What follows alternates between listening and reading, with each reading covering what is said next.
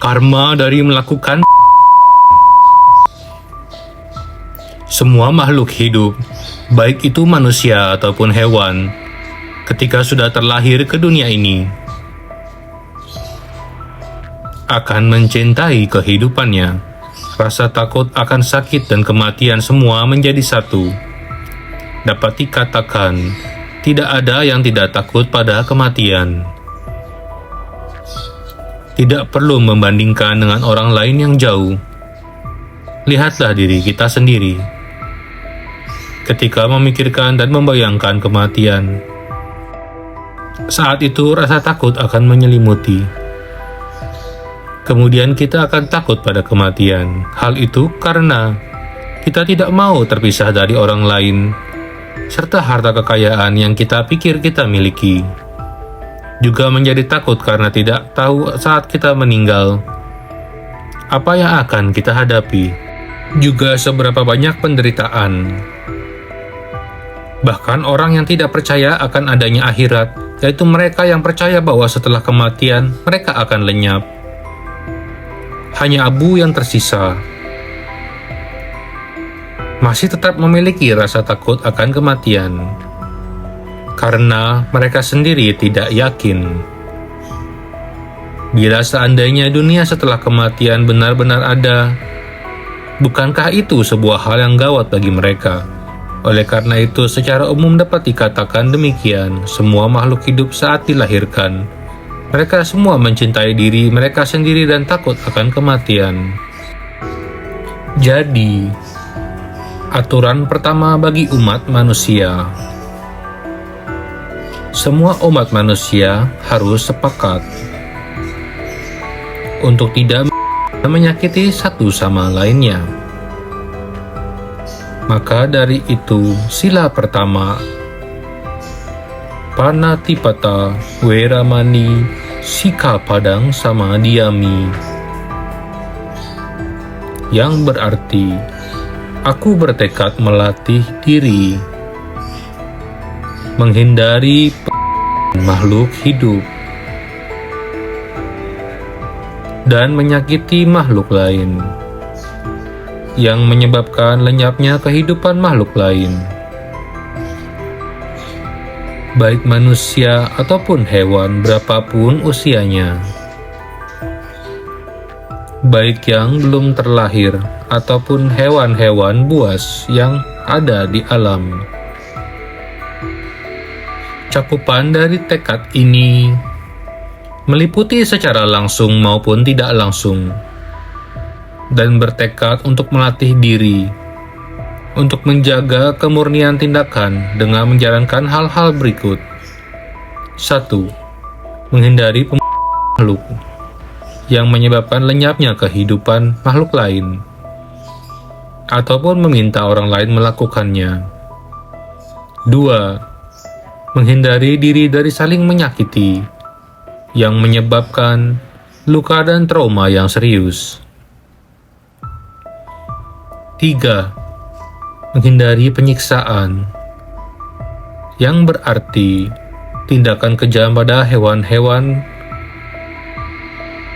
termasuk menggunakan tenaga mereka secara berlebihan, pengurungan, perbudakan, dan membiarkan kelaparan, atau memainkan hewan yang menyiksa mereka, termasuk juga mengadu di antara mereka. Semua tindakan ini digolongkan sebagai kejahatan fisik. Karma yang akan berbuah hasil terlahir di alam neraka atau alam hantu kelaparan, asura, dan hewan buas. Jika hasil terlahir sebagai manusia akan berumur pendek, juga berpenyakitan. Adapun unsur pelanggaran sila pertama, ada 5 macam. 1. Adanya makhluk hidup. 2. Tahu bahwa makhluk itu hidup. 3. Memiliki niat makhluk hidup tersebut. 4. Melakukan upaya makhluk tersebut, baik dilakukan langsung sendiri ataupun melalui orang lain. 5. Makhluk hidup itu mati karena upaya tersebut. Terpenuhinya 5 unsur ini berarti sila telah dilanggar. Jika kelima unsur tersebut tidak terpenuhi, maka orang atau hewan tersebut tidak akan mati. Sebaliknya, mereka menderita akibat upaya itu. Tetap tergolong pelanggaran walaupun tidak sempurna. Memiliki sila yang ternoda atau tidak murni, karma buruknya bisa jadi ringan atau berat, dan akan memiliki buahnya masing-masing. Semua tergantung pada 4 elemen berikut ini. 1. Siapa targetnya? Artinya, jika targetnya adalah seorang arahat atau orang tua sendiri, akan menghasilkan karma buruk yang sangat-sangat berat. Jika orang biasa, karma buruk yang berat juga akan menanti. Jika targetnya adalah binatang yang telah membantu dalam bekerja, atau membantu banyak orang, jika dilakukan akan banyak hukuman dalam kehidupan. Misalnya sapi yang digunakan untuk transport dan digunakan membantu mencari. 2. Ukuran tubuh. Artinya, hewan besar seperti gajah dan kuda memiliki karma yang lebih berat. Sementara hewan-hewan yang lebih kecil memiliki kadar karma yang berbeda. 3. Upaya. Artinya, semakin besar upayanya akan semakin berat karmanya. Semakin sedikit upayanya, karmanya lebih ringan. 4. Niat dan tujuan. Artinya, niatan untuk semakin kuat dan penuh niat akan semakin berat karmanya. Semakin kecil kemarahan serta sedikit niat, karmanya tidak sebesar sebelumnya. Dengan amarah yang memuncak, mengandung cetana yang kuat dan berakibat karma buruk yang besar. Namun dalam hal pembelaan diri, karmanya akan berbeda. Mereka yang melanggar sila pertama ini, ketika mencapai akhir hidupnya, jiwanya akan sengsara, jauh dari situasi yang mencerahkan. Bayangan-bayangan karma yang ia lakukan akan datang, akan ditunjukkan di dalam batinnya satu persatu.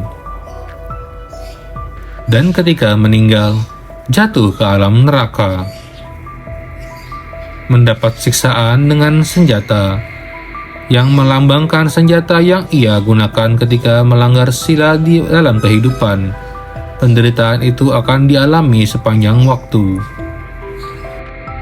Dihukum dalam sebuah kelompok besar.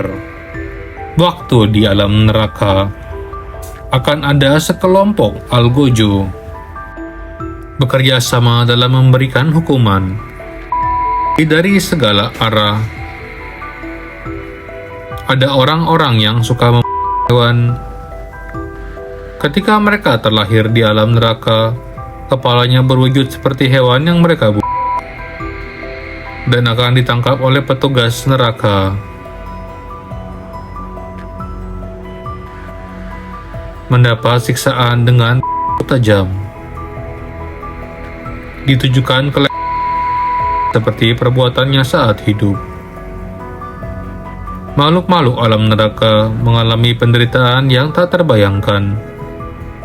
Mati dan terlahir kembali berkali-kali untuk disiksa. Mereka yang suka memancing, ketika terlahir di alam neraka, berenang di air panas yang beracun.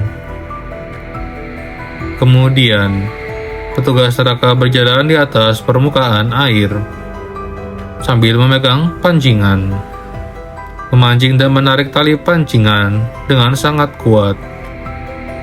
Dengan kail yang sangat tajam, menembus mulut makhluk-makhluk neraka. Persis ketika sedang memancing ikan, ia dipancing oleh petugas neraka. Si makhluk neraka juga ditarik ulur sehingga menjadi sangat menderita, dan tubuhnya akan menggelepar mengenai air yang sampai akhirnya ia akan mati. Karena sangat menderita, namun ia akan terlahir kembali untuk mengulangi hal yang sama. Ketika karma hukumannya telah habis, akan berpindah neraka berikutnya untuk hukuman berbeda, untuk mendapatkan hukuman dari hewan-hewan buas neraka. Diiringi dengan hujan seperti rentetan berjatuhan. Makhluk neraka akan sangat menderita. Ketika bicara alam neraka, hukuman akan diberikan dari pihak berwenang, dihukum dengan berbagai cara untuk jangka waktu yang sangat panjang. Ketika karmanya sudah lebih ringan, ia terlahir sebagai hantu kelaparan yang menderita karena di dalam tubuhnya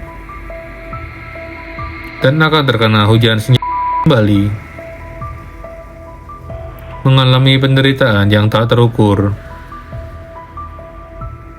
Ketika terlahir sebagai hewan, mereka terlahir sebagai hewan yang dimangsa predator untuk ditangkap sebagai makanan.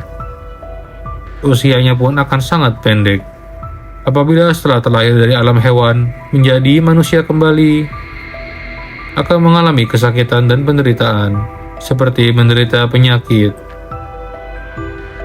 dan akan berumur pendek, meninggal sebelum waktunya. Jadi, ketika kita sudah tahu kenyataan kehidupan ini, kita perlu menghindari penyiksaan fisik, penyiksaan yang melibatkan manusia dan juga hewan. Jika kita mampu menjaga sila pertama ini dengan baik, kita akan terlahir dengan tubuh yang sehat dan sempurna, dengan kulit dan rupa yang indah. Tidak ada yang mencelakakan kita. Tidak ada penyakit yang diderita. Memiliki usia yang panjang dan dapat berbuat kebajikan dalam jangka waktu yang panjang.